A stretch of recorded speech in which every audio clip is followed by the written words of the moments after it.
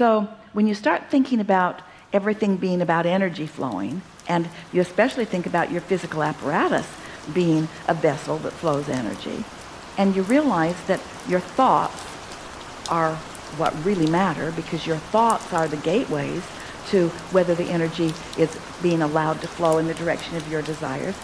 You see, as you came into this physical body and you continue to evolve, this vortex where your inner being is calling you forward all the time. Your inner being is attracting by law of attraction. We know this is a little out there, but hear us. It really is an explanation about how the universe works. Law of attraction is calling all, gathering all, attracting all cooperative components. And since you are the creator of all of this, you are the most logical component to be considered, to be wanted, to be cooperative. You cannot ever separate from the you that you have created. Does that make sense to you? And if you're not going with the flow of the you that you've created, then you're causing a tension that first starts out as negative emotion. If you keep it up, it gets stronger. If you keep keeping it up, eventually it leads to physical discomfort. So here's what we would do if we were in your physical body with you and feeling the physical discomfort. We would say to ourselves, this means help's on the way. Because what it means is, Source is calling and you're just not going.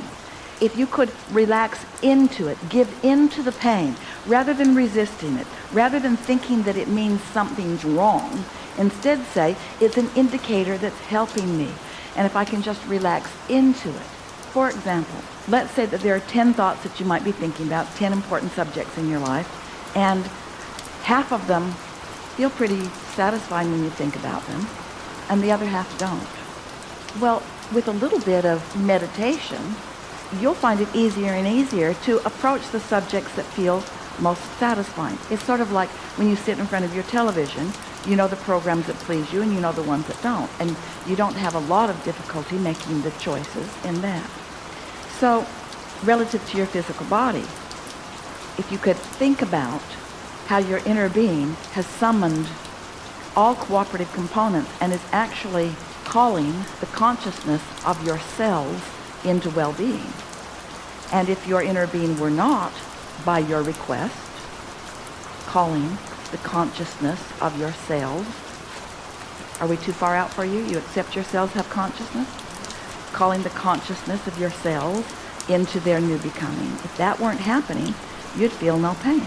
So, two things would stop the pain.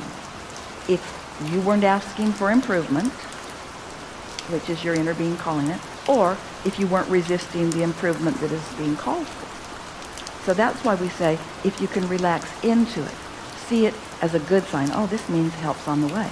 This means my cells are awake and alert and moving toward. This is not a bad thing, this is a good thing. So that you're not tensing against it and wishing it would go away. You're actually relaxing into it and just letting it be. We're not asking you to get rid of negative emotion.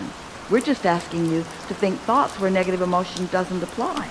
We're just asking you to change the direction of your thought, and we know the negative emotion will go away. And we're just asking you to change the direction of your thought, and we know the pain will go away.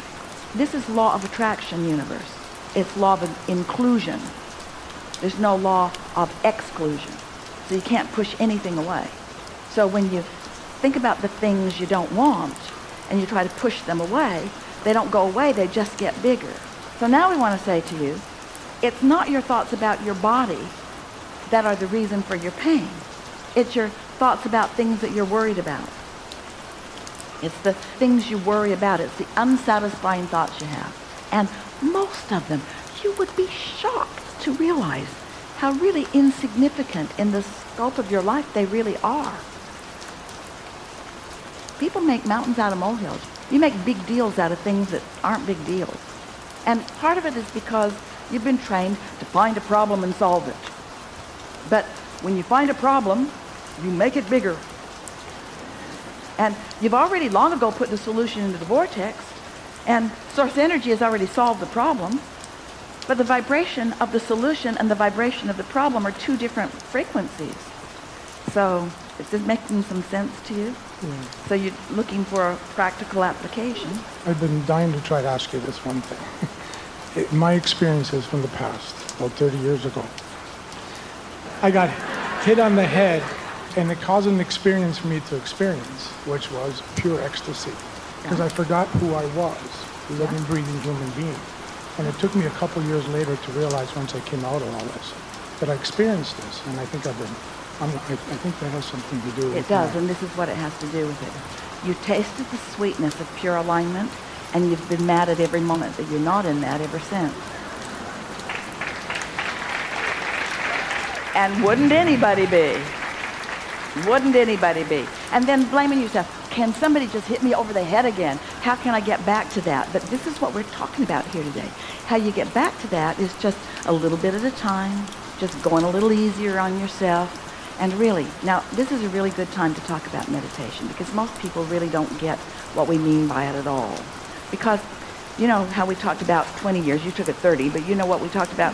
So we're talking about the things that you keep updating, that you keep using as your excuse to not go with the flow of who you really are, and most everybody does it to one extent or another.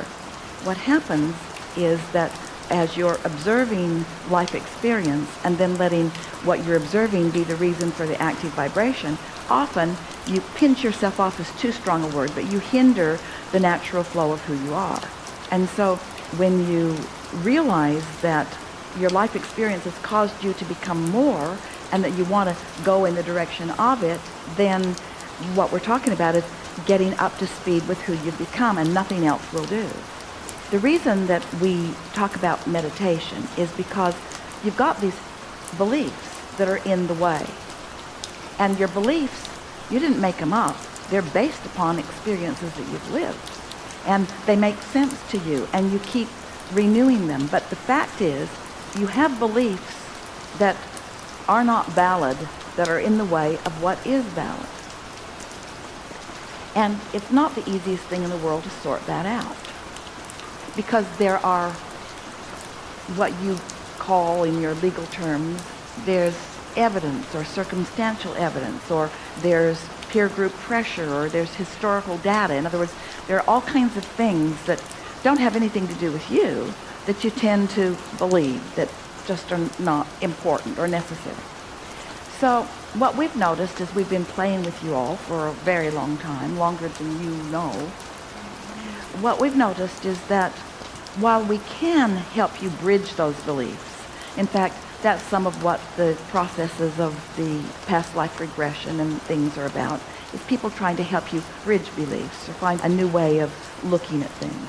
But what we've noticed is that, for the most part, when you give your attention to anything, it just causes that belief to dig in a little more. For example, have you ever had the experience where you have a friend or an acquaintance, and you have opposing opinions about something, and both of you visit with each other with the desire and intention of changing the other one's mind and getting them to see your point of view?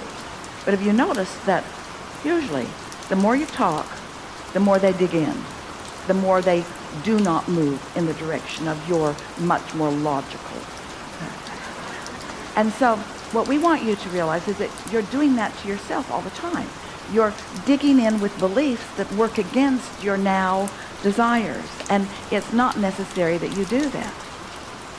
So that's why we teach meditation, because meditation, all we mean by meditation is giving your brain a break for a minute, suspending the habit of thought about everything, just enough to give you an opportunity to maybe think a different thought.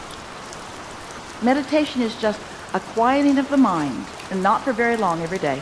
Sit for 15 or 20 minutes and you might get 2 or 3 minutes of a quieted mind. And if you do that, good work. When you quiet your mind, that means suspend all thought. And when you suspend all thought, you suspend resistant thought. And when you have suspended resistant thought, your vibration rises. And when your vibration rises, your whole point of attraction changes, which means your experience will change, which means your belief will change. You see what we're getting at? It's the only way really to change a belief, because words don't teach. No one can bring you enough data to really change your mind if you've lived an experience. Are you following all of this? By meditation, we mean quieting your mind. Now, here's the way that we've noticed works the best for you. sit in a quiet room, be comfortable, be alone if you can, unless you're really compatible with the people that you're with. And as you quiet your mind, just focus upon something that doesn't have much interest. Esther likes to focus on, because she can usually find it in every environment, an air conditioner. And often, Esther has begun to enjoy the more little things that are going on, like an occasional dog barking, or a rippling of a stream outside, or an airplane flying over, or whatever. The more other things that are going on, the more she enjoys isolating that specific thought, focusing on that specific thing. So even though in the beginning she'll usually be aware of this and that and the other, it's not long before that's what she really hears, and that's all that she really hears. And when that's all that she really hears, now her mind must quiet, because that's not interesting. In other words, she doesn't think, I've heard better. Or she doesn't think, you might need a new solenoid. She's not really thinking about that. She's just noticing it. She's just aware of it, which is thinking. That you get what we're talking about? And so in the boredom of the unimportant whatever it is that she's focused upon, her mind just relaxes, and beliefs that have been active aren't, and her whole point of attraction changes. And hers, yours too, vibration rises. When she's not doing that thing that doesn't let it, her vibration rises until she's vibrationally same as her own inner being. Whew. That is such a nice place to be. Now, at first, no messages from God come booming through. It's not like that. It just feels really satisfying. Don't try to make anything happen with it. Don't try to receive guidance. Don't try to solve problems, because then you're just right back in that place that you were before you sat. Just let your mind relax for a little bit.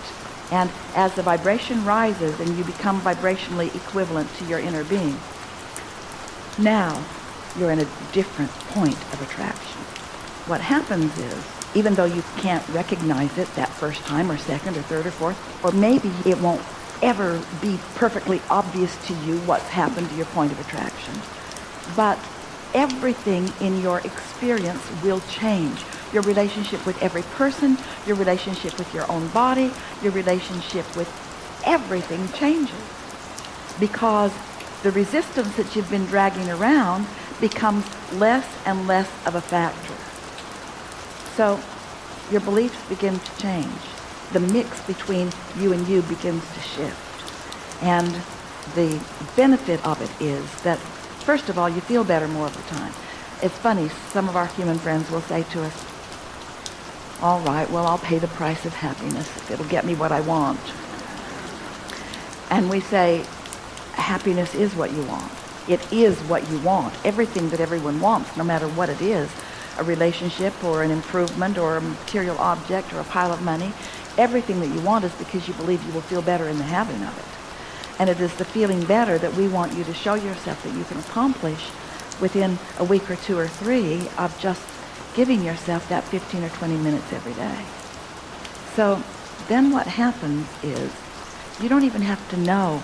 You see, that's what you experienced when you got hit on the head. That's another way of going about it. A lobotomy is a third choice. Then I had depression after that and Say again? suicidal. I had depression and suicidal after that. Like, it was really hard to try to stay here, because I just wanted to get back to that ecstasy. Yeah, we understand. Of course you do. Everyone wants that. And what we're saying to you is you can get back there. And the process of appreciation will get you there, but there's too many beliefs that you've got in your way. So every time you try to appreciate something, the other end of it factors in. You've really got to quiet your mind. It's the easy way of going about it. We've written lots of books, and in those books there's lots of processes, and those processes work in many ways, but there is no process that is more effective for raising vibration than quieting your mind during meditation. You can do it. It's an easy thing to do. And the benefit of it will be recognizable right from the start, or nearly so. When you say, I wanted to return to that, this is a way to return to that. And what is it you're returning to? You're returning to your inner being's knowing of who you are, your inner being's opinion of where you stand, Your inner being's understanding of what's going on in the world. Your inner being's understanding of how you fit into all of it, you see.